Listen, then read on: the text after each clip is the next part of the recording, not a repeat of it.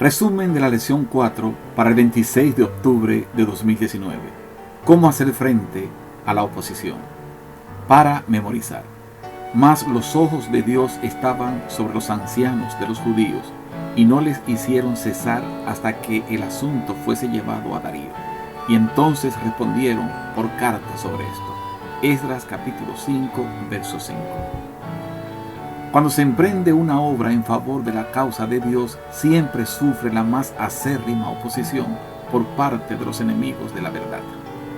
Desde el momento en que Dios facilitó las cosas necesarias para reconstruir el templo y la ciudad de Jerusalén, el pueblo judío tuvo que enfrentar grandes oposiciones. La resistencia a la obra de Dios es un tema predominante en los libros de Esdras y Nehemías. Igualmente hoy en día, la obra del Señor es resistida. Satanás trata de asegurarse de que el evangelio no se propague rápidamente, ya que amenaza su dominio. Domingo 20 de octubre. Comienza la oposición. Esdras capítulo 4, los versos 1 al 3. Oyendo los enemigos de Judá y de Benjamín que los venidos de la cautividad edificaban el templo de Jehová, Dios de Israel, vinieron a Zorobabel y a los jefes de casas paternas, y les dijeron: edificaremos con vosotros, porque como vosotros buscamos a vuestro Dios, y a él ofrecemos sacrificio desde los días de Esar-Hadón, rey de Asiria, que nos hizo venir aquí. Zorobabel, Jesúa y los demás jefes de casas paternas de Israel dijeron: no nos conviene edificar con vosotros casa a nuestro Dios, sino que nosotros solos la edificaremos a Jehová, Dios de Israel, como nos mandó el rey Ciro, rey de Persia. Aparentemente el pedido de los samaritanos parecía amable y cordial. Sin embargo, el rechazo de Zorobabel fue enfático. Esta solicitud de ayuda fue rechazada por dos grandes motivos. Primero, su adoración era en realidad idolatría. Temían a Jehová y honraban a sus dioses. Segunda de Reyes, capítulo 17, verso 33. Los judíos no querían contaminarse nuevamente con la idolatría. Y número 2, eran enemigos declarados de los israelitas. Esdras capítulo 4, verso 1. Una vez rechazada su ayuda, demostraron sus intenciones ocultas. Esdras capítulo 4, verso 4. Después de que los israelitas del reino del norte fueran deportados, los asirios introdujeron a otras naciones en Samaria, y aunque el rey de Asiria les envió sacerdotes para enseñarles a adorar al verdadero Dios, la religión también le incorporó a los dioses cananeos. Así que ellos temían que esta religión fuera llevada a su culto en el templo, y lo mejor y lo más inteligente era rechazar su propuesta. Lunes 21 de octubre. Los profetas alientan. Esdras capítulo 5, versos 1 y 2. Profetizaron Ageo y Zacarías, hijo de Ido, ambos profetas, a los judíos que estaban en Judá y en Jerusalén en el nombre del Dios de Israel, quien estaba sobre ellos.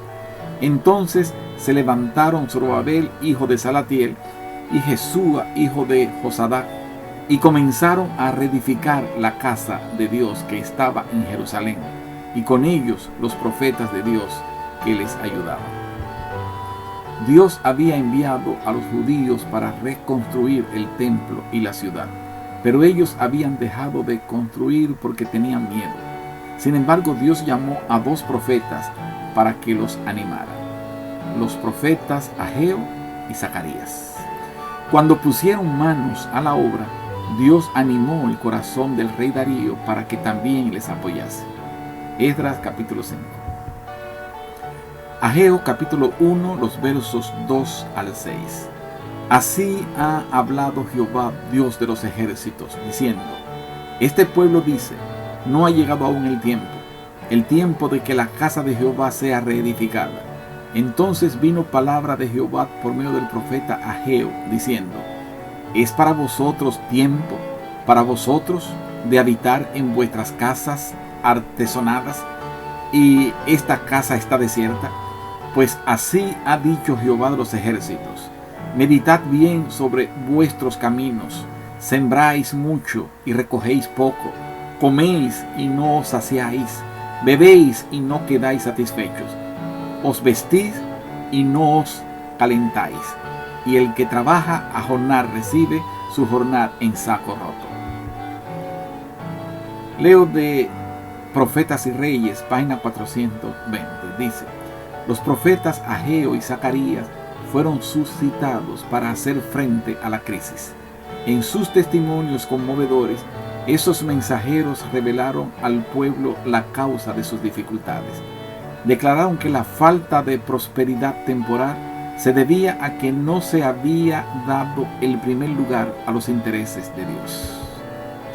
Martes 22 de octubre. Interrupción de la obra. Los enemigos de Israel escribieron cartas de acusación contra los judíos y su obra. Primero a Darío, Esdras capítulos 5 y 6. Luego a Jerjes, Asuero, y también a Artajerjes. Estaban haciendo todo lo posible para detener la obra en Jerusalén. Ellos sostenían que si se reconstruía la ciudad, el rey perdería su poder sobre ella, porque Jerusalén siempre había sido un lugar de rebelión y problemas en el pasado. Desgraciadamente, el rey Artajerjes se convenció de que los judíos querían su independencia y ordenó que cesara la obra. De esta forma, los enemigos se aprovecharon y enviaron un ejército para impedir que continuara la construcción de la ciudad, y así se detuvo la obra de Dios. Esdras capítulo 4, los versos 23 y 24. Entonces, cuando la copia de la carta del rey Artajerjes fue leída delante de Reúm y de Sinsai, secretario, y sus compañeros, fueron apresuradamente a Jerusalén a los judíos y les hicieron cesar con poder y violencia. Entonces cesó la obra de la casa de Dios que estaba en Jerusalén, y quedó suspendida hasta el año segundo del reinado de Darío, rey de Persia. El miedo paralizó a los judíos, que se vieron impotentes para hacer frente a la violenta oposición. Cuando la oposición se interpone para hacer lo que creemos que Dios nos llama a hacer, tenemos la tendencia a cuestionar y dudar de la dirección de Dios. Podemos convencernos fácilmente de que cometimos un error. El miedo puede paralizar nuestra mente y nuestros pensamientos se convierten en desesperación e impotencia en lugar de estar enfocados en el poder de Dios. Miércoles 23 de octubre. Nehemías actúa. 444 a.C. Leo de Nehemías capítulo 4 y el verso 14. Después miré y me levanté y dije a los nobles y a los oficiales y al resto del pueblo: no temáis delante de ellos, acordaos del Señor grande y temible, y pelead por vuestros hermanos, por vuestros hijos y por vuestras hijas, por vuestras mujeres y por vuestras casas. Después de orar, Nehemías montó una guardia activa. El pueblo tenía turnos rotativos durante el día y la noche y estaba preparado para cualquier ataque inminente. Nehemías también organizó al pueblo alrededor del muro con armas, a fin de que cada familia estuviera lista para pelear. Además, dividió a sus siervos en dos grupos. Mientras uno trabajaba, el otro portaba armas. Cada uno de los constructores portaba una espada en una mano y con la otra colocaba ladrillos y piedras en el muro. Estaban preparados para enfrentar a la oposición. Hicieron su parte y Dios hizo el resto. Nehemías capítulo 4, los versos 19 y 20. Y dije a los nobles y a los oficiales y al resto del pueblo: la obra es grande y extensa, y nosotros estamos apartados en el muro, lejos uno de otros. En el lugar donde oyéis el sonido de la trompeta, reunid allí con vosotros. Nuestro Dios peleará por nosotros. Un trompetero estaba siempre al lado de Nehemías para dar la señal de alarma. Esta vez los judíos, en lugar de dejarse vencer por el miedo, se aferraron a la promesa de que Dios lucharía por ellos. Cuando nos enfrentamos a la oposición en nombre de Dios, ya sea por nuestras creencias o por lo que Dios nos llama a hacer, debemos recordar que Dios peleará por nosotros. Jueves 24 de octubre, haciendo una gran obra. Nehemías capítulo 6, los versos 2 al 8. Sanballat y Gesem enviaron a decirme: ven y reunámonos en alguna de las aldeas en el campo de Ono. Mas ellos habían pensado hacerme mal, y les envié mensajeros diciendo: yo hago una gran obra y no puedo ir. Y enviaron a mí con el mismo asunto hasta 4 veces, y yo les respondí de la misma manera.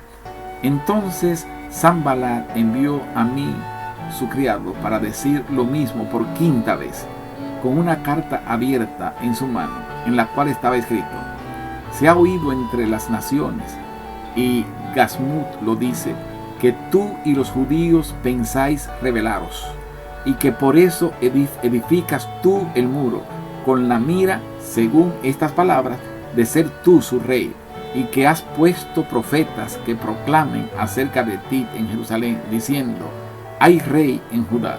Y ahora serán oídas del rey las tales palabras: ven, por tanto, y consultemos juntos. Entonces envié yo a decirle: no hay tal cosa como dices, sino que de tu corazón tú lo inventas. Nehemías y los judíos tenían la protección del rey persa, y por lo tanto sus enemigos no podían conquistarlos a través de una ofensiva frontal. Pero si acababan con el líder, detendrían el progreso de la construcción. Según nos relata, la oposición que tenía Nehemías era de diferentes formas. Burlas, capítulo 4, los versículos 1 al 3. Ataque físico, capítulo 4, versos 7 al 8. Problemas internos, capítulo 5, versículo 1. Conspiraciones, capítulo 6, versículo 2. Acusaciones de traición, capítulo 6, versos 6 al 7. Falsos profetas, capítulo 6, verso 10 al 13, etc. Nehemías, capítulo 6, los versos 10 al 13. Vine luego a casa de Semaías, hijo de Delaía, hijo de Meatabet, porque él estaba encerrado, el cual me dijo: reunámonos en la casa de Dios dentro del templo, y cerremos las puertas del templo, porque vienen para matarte. Sí, esta noche vendrán a matarte. Entonces dije: ¿un hombre como yo ha de huir? ¿Y quién que fuera como yo entraría al templo para salvarse la vida? No entraré. Y entendí que Dios no lo había enviado, sino que hablaba aquella profecía contra mí, porque Tobías y Sanballat lo habían sobornado, porque fue sobornado para hacerme temer así y que pecare. Cuando Dios estableció los servicios del santuario, instituyó el sacerdocio y solamente a ellos le permitía realizar las tareas dentro del templo. Nehemías sabía que el patio del templo podían entrar todos, pero a los espacios interiores no. Según sus palabras, al reunirse dentro del templo, Semaías no solo se mostró como un falso profeta al sugerir algo que era contrario a la voluntad de Dios, sino que también se presentó como un traidor, sobornado por Tobías y Sanballat, los enemigos declarados del pueblo. Los verdaderos líderes tienen una percepción correcta de la santidad de Dios, comprenden cuáles son sus obligaciones y siempre estarán dispuestos a obedecer las ordenanzas de Dios. Leo de Ellen G. White, Profetas y Reyes, página 476.